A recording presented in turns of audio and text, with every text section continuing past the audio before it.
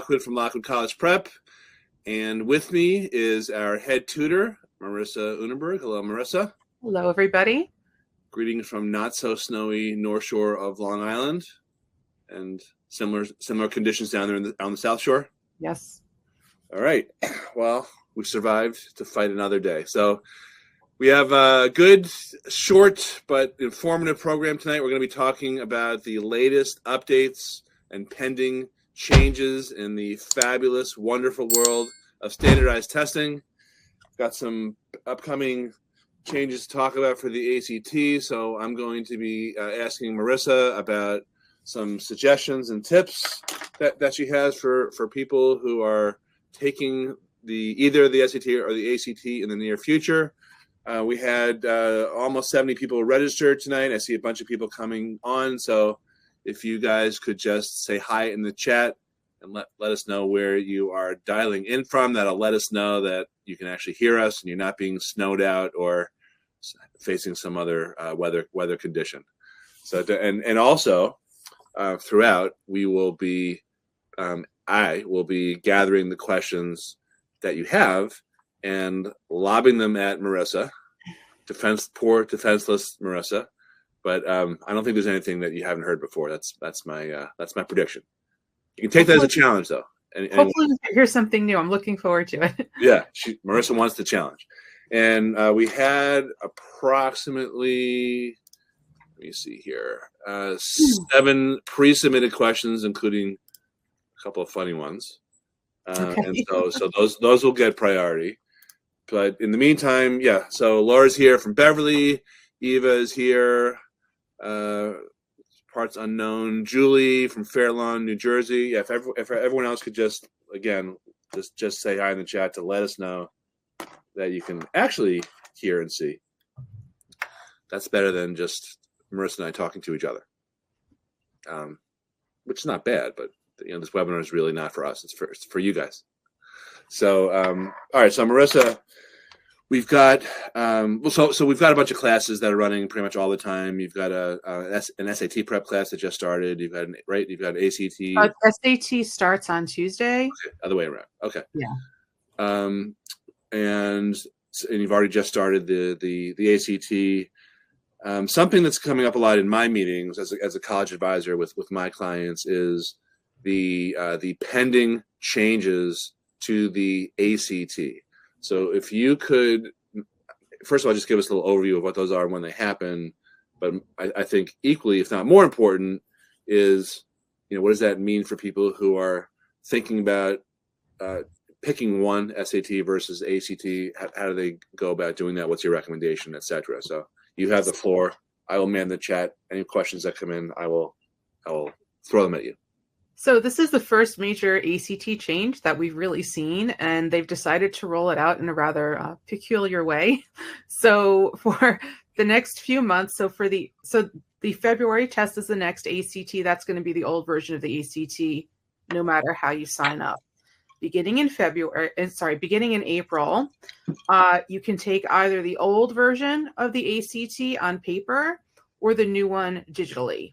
So for April, June, and July, you have this phased in option, either or. And then beginning in September, both paper and digital versions of the ACT will be the new shorter version forevermore, until maybe they decide to do another change in 50 years or so. So a little strange, but that's what we have going on. One thing to note is I've checked, a couple months ago, and I've had other tutors say the same thing, where if they look for local testing centers for April and, June and July, there aren't as many offering the digital version of the test. So if you're itching to take that new unknown version, you might be in for a bit of a drive to find an open testing center. I believe that the other question was, how do you choose which one? We're in a weird situation right now because we don't have a reliable practice digital ACT. So we don't have a great way to figure out right now between the SAT and the digital ACT. So since we still have a few opportunities to take the paper ACT, and since the paper ACT is a known quantity, I would suggest taking a full-length SAT and a full-length paper ACT, comparing those and just choosing between the old version of the ACT and the new SAT. Or we have a diagnostic test that's a combination test, but that will only help you choose for the existing version of the ACT. Anytime a new test comes out, it's kind of volatile. It's unpredictable. Scores are kind of like higher or lower than you expect. And we don't have much practice material. Right now, we don't have any for the digital ACT. So I'm recommending to everybody, barring some weird situation, that you should stick with the paper ACT as long as you can. So mostly because of the ability to take practice tests that are available. That and the unknown and the volatility of new tests in general. Like the SAT, we're in a new test, and about every 7 years, the SAT has rolled out a new version. And the first couple of years of that version, scores are less predictable, which isn't really a great thing for students. I think it's good to be able to measure how you're progressing, and so, and the ACT did release some data that shows that the new ACT will just permanently be less predictable than the old ACT. It doesn't mean it's going to be unpredictable, but there's going to be more of a variance for people from test to test. So, which you don't usually see on the SAT? Well, the digital SAT also is like that now. Okay. So they both, in my estimation, kind of got a little worse, but they're both worse in the same way. Okay. So it's commensurate. Suckiness. Okay. So the SAT is it purely digital at this point? Purely digital. Like very, very few people can get an accommodation for a paper test. Okay. Maybe if you had like epilepsy that's triggered by a screen or something. I don't know exactly what the accommodations are. So if you're someone who like really cannot take it on a computer, you'll still have a paper accommodation. But 99.99% of students are taking it digitally. Okay. That's your only option for the SAT, probably forever. I doubt any tests are going to go back to the paper. Well, glad we're saving trees. So, so the ACT, when you have this weird hybrid, option of either the paper, which you're recommending, for those of you who are just joining us, or the digital. Other than those two different, I guess, media formats, is there any content variance between those two? Yes. So the new version of the ACT will now have an optional science section. So that's a big thing. You don't have to take the science section.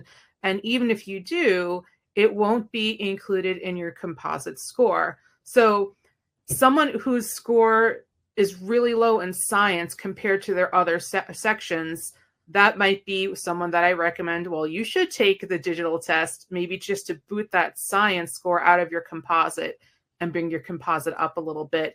However, will colleges want to see the science section like that? Well, we've talked about that before. I think if you're an engineering major or, some sort of STEM type of major, it's not optional for you. You have to have the science section. And for the rest of the schools, like for the more competitive schools, like I can't really predict if they're going to require or recommend the science section. So I'll predict that they would rather see it than not.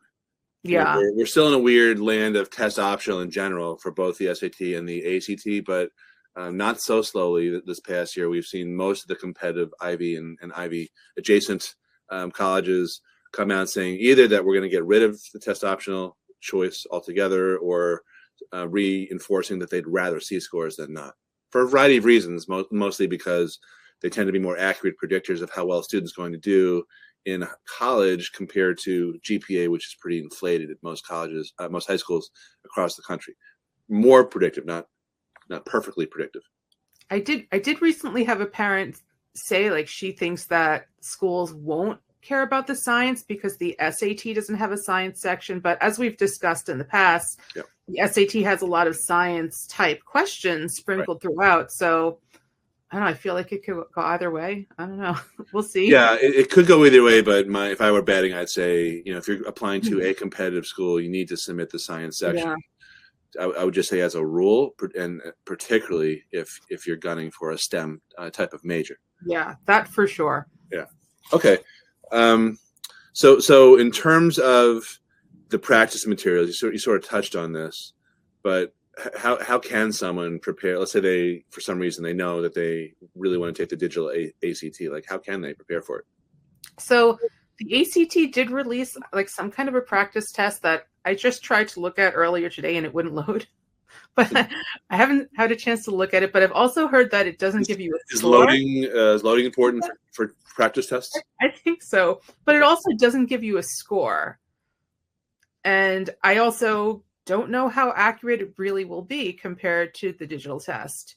Okay. So I don't know. There's maybe one useful-ish test right now, but that's a drop in the bucket compared to the resources we have for the paper ACT. Even just buying the ACT paper book, I think it gives you access to 9 practice tests. Yeah.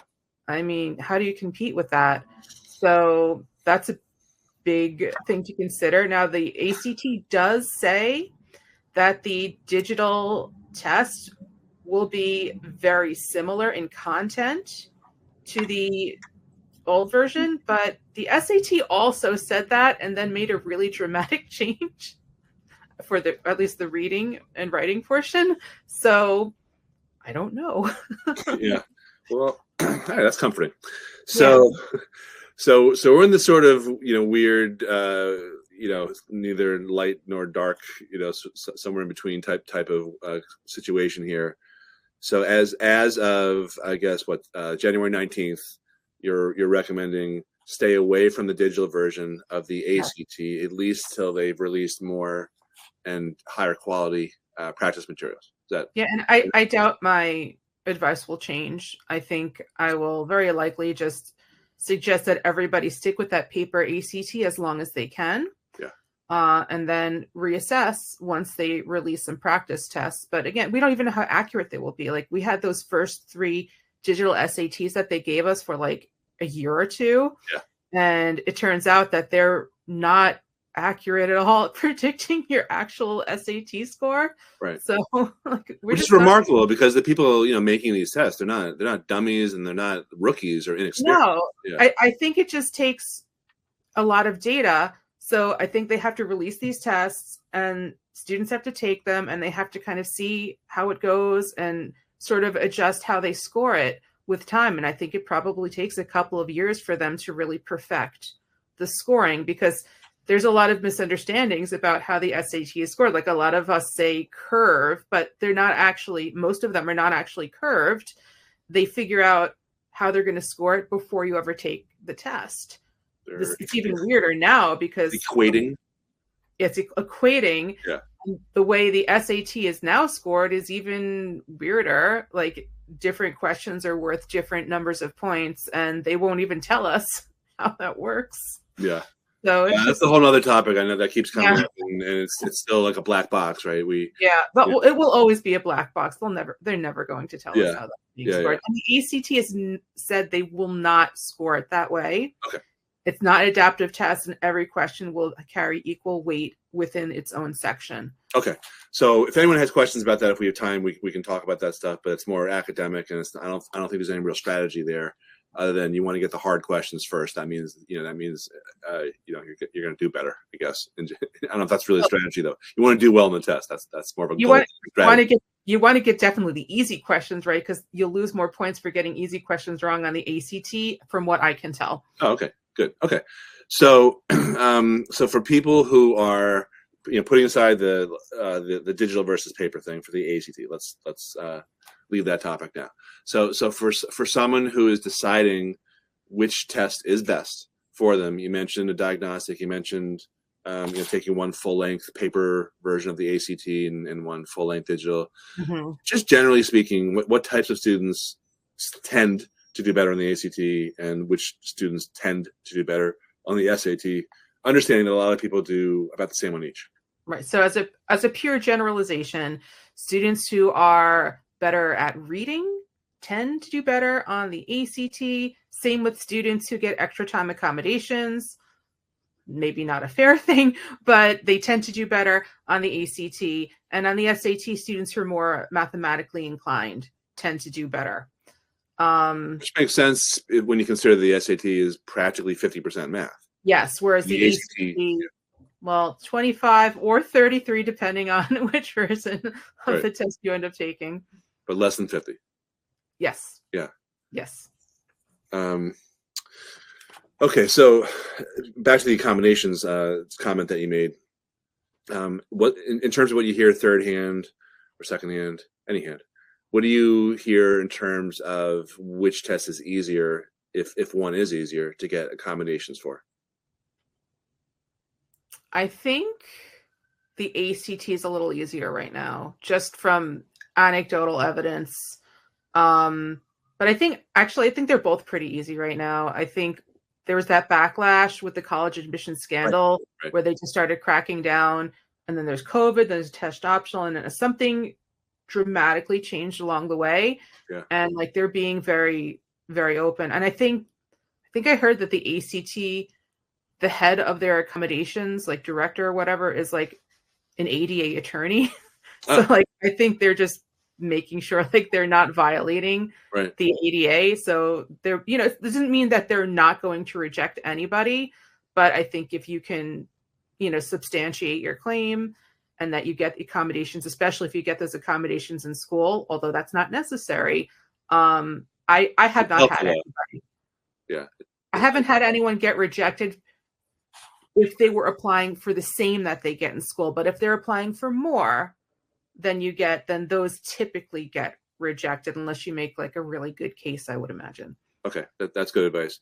Yeah, I mean, when Operation Varsity Blues, when that scandal first came out, there was all this backlash against the accommodations because that was a key component of the fraudulent strategy in order to get that SAT tutor to take the tests or score the tests for the kids who were clients of that college advisor who went to jail. But since then, I think the pendulum has swung back a little bit. So I remember an article very clearly that I read. I think it was in the Wall Street Journal that talked about how I think the first line was, in Scarsdale, New York, 1 out of 5 students get accommodations for their standardized testing. And I'm like, wow, that's a lot. And then it said, and in Newton, Massachusetts, which caught my eye because I grew up there, 1 out of 3. Students got accommodations, and then there was a quote. Something in the water. And there's then there's a quote from the superintendent saying, "There's no way that 1 out of 3 kids in Newton, these because a lot of the kids' parents are professors at Harvard or alums or anyway, so it got a lot harder, particularly for the College Board, because of their embarrassment probably, and then since then. I agree with you. I sense that it swung back a little bit, and it's easier to get accommodations. Logistically, do you know if it's true that in order to get accommodations for the ACT, you have to be registered first to take an exam, and not so on the SAT and the College Board? I believe not. Now, the school will handle your accommodations requests for you. So I'm like a little iffy on the SAT because usually kids will have already taken the PSAT. So I don't know if that comes into play, but I don't think they require you to register first, but I know that the ACT does. And the ACT has sped up their response time. Previously, I was having kids get their results, like if they're approved, their approval, like sometimes like a day or 2 before their test, which is disastrous if you get rejected and you've been preparing with the accommodations. And now I forgot, it's like 1 or 2 weeks now that you get it in, as opposed to like it could have been up to 3 months in the past. Yeah, it was like any bureaucracy, like the DMV or something. Yeah, they for whatever reason. I think it just happened this year, like 2024. They just really sped up their process, and they actually held to it. Like I've had students get their results back right away. Good. Okay, that's good to hear. Yeah. One observation / tip about getting those accommodations with your guidance counselor. A couple of years ago, I attended one of those meetings with one of my clients, and they had very almost proudly informed the mom and the daughter, we took care of getting you the accommodations for the SAT.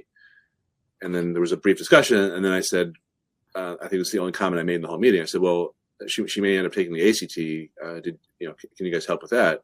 They sort of looked at each other like, what? So that's another argument for just getting out ahead of this. So you're not leaving till the last minute. And Marissa said this: if you have accommodations already lined up for you in school, that's going to make the waters a lot smoother sailing than if you don't. So that's probably the first step to think about doing. All right, let me go to the questions, unless you have anything else you wanted to comment on, Marissa. One thing I wanted to comment on is, like, previously the ACT had been rejecting most people who were applying for accommodations when they had only recently been granted them in school. Mm-hmm. And like the advice was like, wait 6 months or whatever. And I don't think that advice stands anymore. Okay. So they're just, all of the roadblocks they previously had up, they're kind of like taking them down. So I wouldn't wait. Yeah. It's being deregulated, just like our new president is hopefully doing. All right. Question from Sean: what and how to prepare? So I guess that's just talk generally about when kids in the timeline in high school or some other time should start preparing for one of these tests, or both. So what we always love to say, so if you guys have listened to us before, you've heard this many times. I really love preparing the summer before your junior year. And taking the test, you should take it no earlier than the year in which you're taking Algebra 2, maybe December of that year, or early spring. Because the tests, both the SAT and the ACT, cover math up into Algebra 2.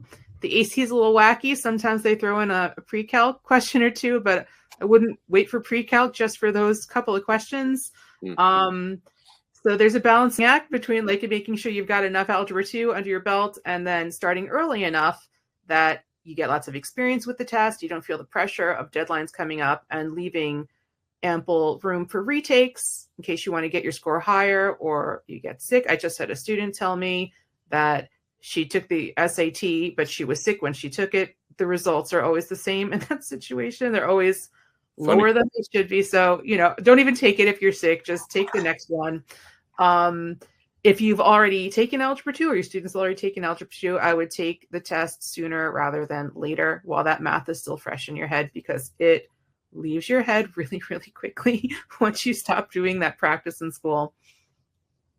That's good advice. Yeah. So right now I'm just going through the pre-submitted questions, but I see some others have come in, so I'm going to do the pre-submitted ones, and then if you have any questions, lob them into the chat. And it looks like I already covered a few just organically, but put them in there and we'll get to them, and then we'll get on with our evenings. All right. This one's from Carmen. What is the score to get into a decent college? Right. So I'll take a stab at that one as the college advisor here. So it's hard to come up with a satisfactory definition for decent. But generally speaking, if you're gunning for, an Ivy or Ivy Plus, or super competitive top 25 type of college, I think you need to be in the low to mid 1500s, or the equivalent on the ACT, which is like a 34-ish type of score, in order to be competitive that way. Now, of course, that's not nearly the only thing that matters when you're applying to these colleges. Most admissions officers will look at 20 or 25 factors, which is a combination of things that are in your control, like testing, like we're talking about, which is somewhat in your control, as well as many things that are out of your control, such as your race, where your family lives, things like that. But to be able to get into that top echelon, which is more than decent, I think that's where you need to be. And in order to get into that second tier down, it's a little bit lower. I think you can be in the high 1400s, low 15s to feel really good about your chances at a non-Ivy, non-top 25, but not too far off. Maybe a couple points on the SAT, and maybe 1 or 2 points away on the ACT. But it really matters where you are applying and all the other stuff that comprises your application, including not just your GPA, but your rigor. How many advanced classes have you taken? And then all the stuff about your extracurriculars, in school, out of school, etc. So that's the best I can answer that one. Renee, how does it work fairly? Yeah, this is the black box question. How does it work fairly if the digital test gives students harder or easier questions based on how they are performing on the test, right? So the short answer is we don't really know, but the scores seem to work out okay.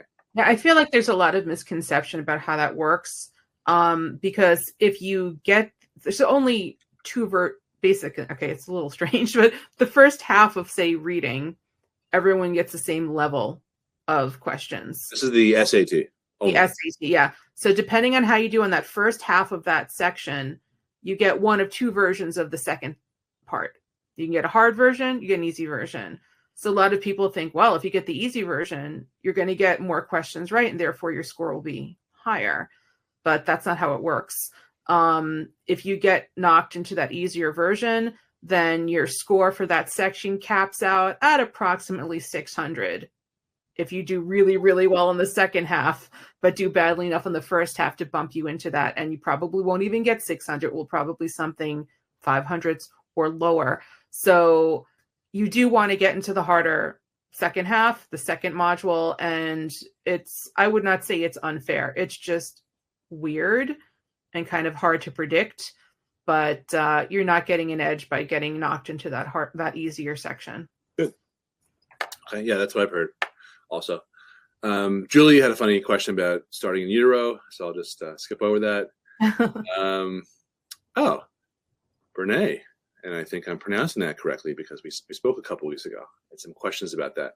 Any positive or negative benefits of taking just one type of test, like doing 3 SATs or multiple ACTs, but not both? Yes. I like that strategy. Yes, yeah. Wouldn't you rather be an expert in one than spread yourself thin and learning the different strategies? I mean, there's obviously a lot of overlap, but there's less than you would think. I find it's better to just focus on one, less effort, more benefit.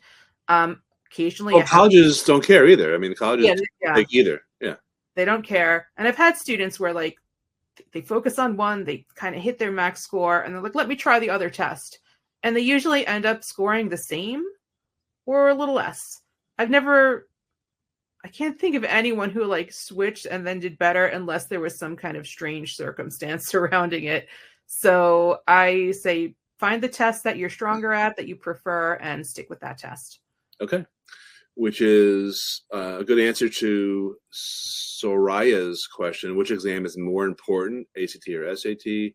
Either, right? Mark's question, which to take? My son scored 32, taking again. Yeah, again, it's whichever one they're going to do the best on. Yeah. And then this is the last pre-submitted question before I get to the new ones that came in. Laura, and you talked about this, but let's go over it one more time for the people who just joined us, maybe who missed this answer. ACT, digital versus paper. That's the first half of the question. So answer that. And then I'll answer the second half. Paper all the way. Okay. Well, that was succinct. The next part of the question was, how do colleges view not submitting scores? So the basic premise I want to get across is colleges would rather see your scores than not. Then there gets to be a strategic question: should you submit your scores to a college that is still test optional? Because most of them are still test optional, not the elite ones, but most of the non-elite schools are still test optional. And the way I resolve that, it's not pretty, with each client that I work with, is looking at each school one by one, case by case, trying to figure out whether the student is at the 50% of the median, not the 25%, but at least 50 to 75%, I would submit. If it's less than 50%, then it gets a little dicey, because if you look at the totality of the application, and let's say putting aside the scores, the application is very strong in terms of GPA and rigor and leadership and all the other sort of qualitative things, then I get a little gun shy about submitting scores that are beneath the 50th percentile, because I don't want to in effect, give an admissions officer a reason to deny. And this happens every year, these discussions. Most of the time, the advice I give contradicts what a high school guidance counselor gives. And I've had, literally every year, exactly that scenario with at least 3 to 5 kids minimum who were told, well, my guidance counselor said I should submit. What do you think? And my answer is, after doing this type of analysis, I would say, no, you're not submitting everywhere because I don't want to give them a reason to deny, but for these schools, I would submit. So it's, you need to do some thinking about it and some research. All right. So before we get to the new questions, let me just put up the offer here that we have. $125 off anything that is posted. If you click that green button that says sign up. I'm going to put it in the chat too, because I've got some links to our classes and everything preloaded. Okay. So the green sign up button will take you to a page that lists all of the upcoming classes, and that coupon code that Marissa made, Gen25, will give you $125 off, and that expires soon. When is that? Do you remember when you set that to expire? I'm not sure. I think it might be Wednesday. Okay. I couldn't remember, so I said soon. Okay. Well, it does. It's not indefinite. So yeah, it's not indefinite. It's like a few days. Okay. So talk really quickly about the class, and then let me get to the questions, and then anyone else who has new questions, pop them in the chat while we're talking. So we've got new SAT class starting on Tuesday for the upcoming March SAT, which is probably the most popular SAT of the whole year. Got a few spots left, but the class is getting kind of big. We've got some ACT classes coming up as well. We started our February class. You're welcome to join late if you want, but we've got one for April and June coming up as well. We go over the basics like grammar and math concepts that are commonly forgotten, but we also go over lots of strategies for everything that you need on the test. And we teach it in a way that you learn everything you need, but only what you need. So you don't get more complicated. This is not a grammar class. This is not a math class. This is an SAT or an ACT class. We aim at efficiency and getting your score increased as high and quickly as possible. And we keep the classes small, so there's some personalization going on in every class where I look at everybody's homework results every week, and I use that to inform my lesson plan for the upcoming week. And kids can make requests, and it's live, so they answer questions live, they ask questions live. They can even turn on their camera and microphone if they want to. Not that I've had that happen yet. Never happened? Yeah. It happened once for maybe 5 seconds, and then it went off. Yeah. Definitely. They have that option if they want it. They can see and hear me live, though. Yeah, it's been interesting because we have this new, well, it's not so new anymore, but in June we moved to a new office, which is basically a classroom, and I use it a lot of the summer to do essays and boot camps and things like that. In terms of trying to get kids to come in for a class, that's been really hard. But yeah, I don't know what's going on. Online, well, everyone's so used to online. You get a lot of people one-on-one.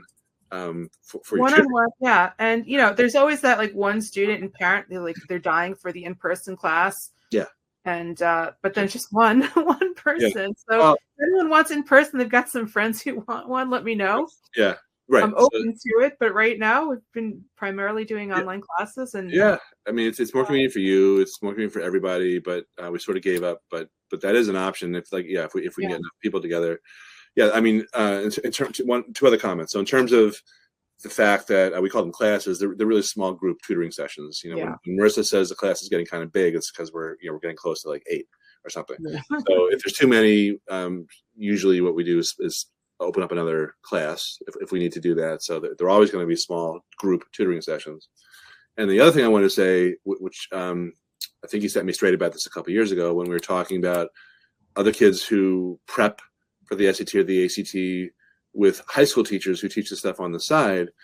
A lot of times they're not really teaching to the test. They're teaching the semester's worth of content.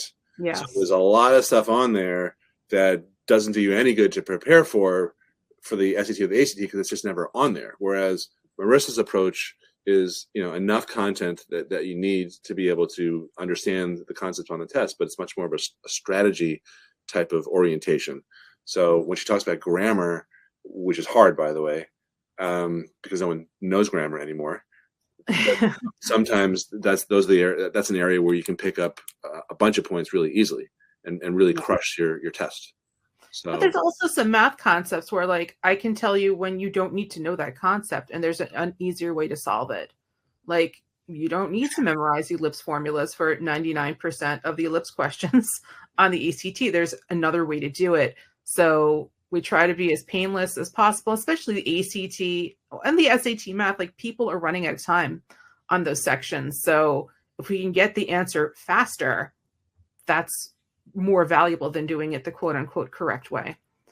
Yep. It's not just getting the answers right. It's also managing your time, which she helps with. Okay. So we've got people from New Jersey, from Utah, from LA. Hopefully no weather issues out there anymore.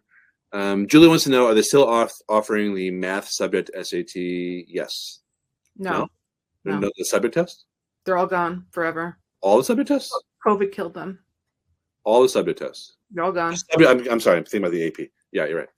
Yeah. Totally right. The AP exams. The AP is still there. Yeah. But the subject test, formerly known as the SAT2s, right. COVID killed them. Okay. Thank you. Good. All right. We talked about the paper ACT versus digital. Talked about getting extended time. Julie, for a sophomore in pre-calc, do you recommend taking the SAT the summer before junior year? Sounds like you do. Yeah, you're already a year past Algebra 2. I mean, unless there's another reason why, it would personally make sense for you to wait, I would say start prepping sooner rather than later. Summer's a great time. In fact, we should probably try to set up a summer in-person class. Okay, see if we can fill it this year. Yeah, all right. Always is beautiful. It's clean. It's nice. I love it. I'm so happy people in it. It's a big upgrade from our previous situation, right? Yes. Yeah, it's a whole other topic. All right, Daniel, you mentioned it may be a good idea to take the science section despite it being optional. Would you say the same logic applies to the optional essay section? Yeah, Marissa shaking her head. No, I agree. No, I wouldn't worry about the essay section anywhere. I'm surprised they still have it. It's dying a very long, protracted death. Yeah. I feel like we talked about this for years. Yeah. Why does it still exist? Yeah. I don't know. I believe there's still an SAT essay available for students who are doing district testing too. So They killed off their essay mostly, but it's still kind of flailing around in the Midwest, I guess. Interesting, yet not. Okay. SV, do colleges frown upon kids submitting ACT/SAT scores if they are a freshman? Yeah, I think you and I just talked about this. If they've taken algebra, or does it look positively if they get a high score? No, they don't care. I mean, if you take it earlier and you do really well, that might actually help in some indirect way, but there's no negative to taking it early. You don't need to, though. Okay. Trisha, is it perfectly acceptable to take the ACT if looking at an IB? Yeah, they'll take either ACT or SAT. Perfectly acceptable. June, when do you recommend taking the SAT or ACT if my child is taking Algebra 2 Trig as a freshman? When is it too early to take the test where colleges will not accept the score? So second half, it's never too early where they want to accept the scores in terms of timing of content you have under your belt from high school. Your answer, Marissa, once again? Take it as soon as you can after Algebra 2. We have so many super accelerated math students today. Yeah. Taking Algebra 2 super early. That's great. Yep, it is great. And by the way, and if you're not the parent of someone who's taking super early, you're not necessarily at a disadvantage. Your child can still get the same score as someone who's taken in 8th grade. So just want to say that because sometimes people assume that. Sometimes it works in the opposite direction. I'll have students starting as a junior and they're in calculus. They took Algebra 2 a couple of years ago. Now they've got to play catch up. Yeah, they forgot. In the beginning, it's more of a struggle for them to relearn that math because the math goes back to pre-algebra. Yeah. Stuff they started in elementary school that they haven't done since then. Right. So it presents an extra challenge for some students. So I think everyone's in a good position to do well in the math. Yep, just the final result that counts. All right, Rachel B., do you recommend doing the optional writing for the ACT? You said no already. Greg, while Our son is not ready yet to take the SAT or ACT. This is very helpful. Thank you for offering this interview. You are welcome. It's also nice to get to know you better. Marissa's not like this in real life. I just want to warn you, she's nasty. I'm a drill sergeant. Yeah, so obvious. Yeah. It's amazing to me, but not surprising that the SAT is now fully digital. Yeah. Well, I'm surprised it took this long to be digital. I took the GRE in, I think, 1999 on a computer. Yeah. Like, you know, and I don't even know how long it was digital back then. It was on like the letters were green on the black. MS-DOS. Yeah. And I got my score as soon as I finished it, as opposed to now you still have to wait 10 days or 14 days or whatever. Another really dumb thing. Daniel, do you feel many colleges are going away from test optional and back to test standard for the SAT? My answer is that I don't feel like it's many, but it's definitely a trend that includes, but is not limited to, the top colleges, the Ivies. So it's a slow moving trend, I feel like, but most schools, probably 70-75% are still test optional. It feels like the opposite to me, though, because I guess most of the people who seek tutoring are going for those more competitive schools. Yeah, you're like in your most of my students.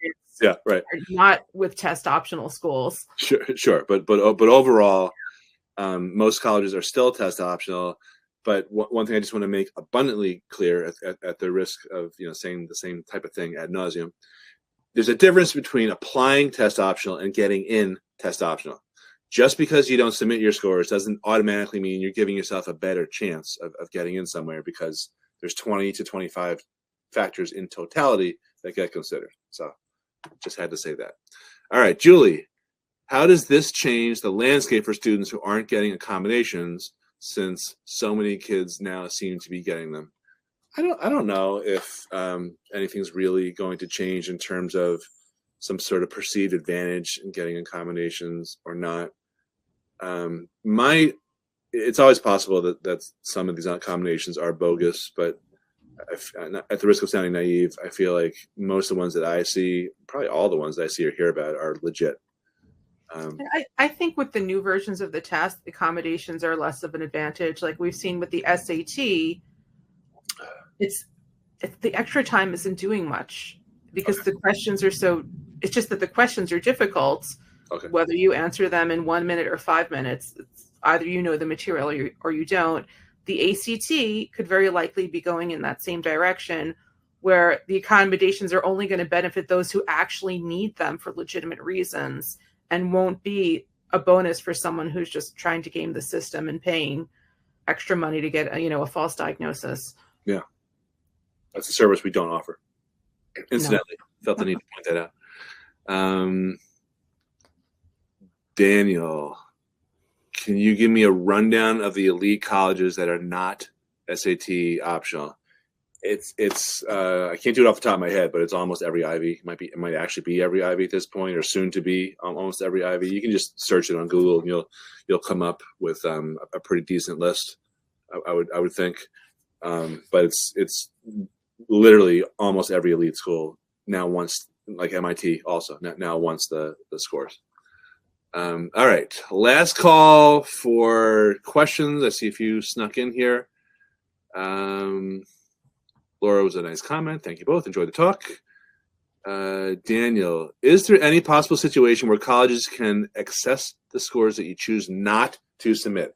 So I had this conversation a few hours ago in the office, and I have this conversation frequently. I can answer this.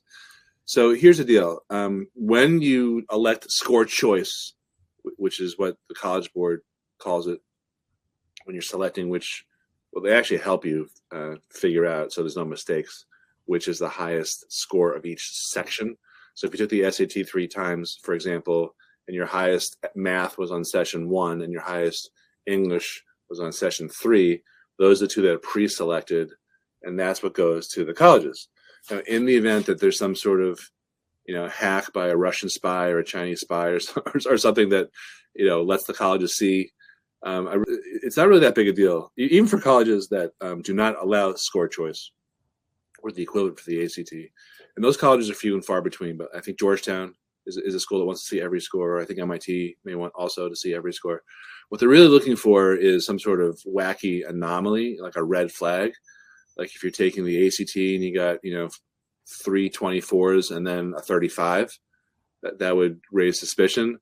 But if you have some sort of maybe slow progression or up and down, then up again, and you're within like a reasonable range, that is fine, because for the most part, every college admissions officer understands that kids from middle class, upper middle class, affluent areas will take these tests many times and tend to do better the more they prepare. So it's not that big a secret. It's not a secret at all. So it's really nothing to worry about, even if they do require all submissions, all sessions. What if you cancel a score, like you cancel an ACT score? Is that going to raise a red flag? I don't think they even know about a canceled score. Okay. Yeah. But I don't think that's a red flag either, because like you said before, kids get sick. Other things happen. The marching band practices outside the window. We've cataloged some of those things. People vomit next to you. That was happened to a client of ours in Iowa a couple years ago. I'll never forget that one. Yeah, especially because no one knew what to do. Everyone just sat there, Oh. And the proctor was like, I'm not trained for this. This is not my pay grade. All right. So I see a few more that came in here. Julie, it seems like when my older child submitted, I'm not sure what she's referring to. But rules do, things change. So depending on how long ago that was. Julie, can the school see how many times a student has taken the SAT? Usually not, but even if they can, it's not that big a deal. It seems that they can see all, according to June. Yeah, so the language differs, and this year might be different than last year. But if you're using score choice for the SAT, for example, and the equivalent on the ACT, it'll say something like, we're saying these scores, but marking the highest ones. And the admissions officers, you ask any admissions officer, they only care about the highest ones if you are super scoring. So that's probably the best way to resolve this. You can actually ask an admissions officer on an info session or privately or something.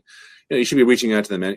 By the way, you meaning kids should be reaching out to their admissions officers to develop a rapport anyway in the college process.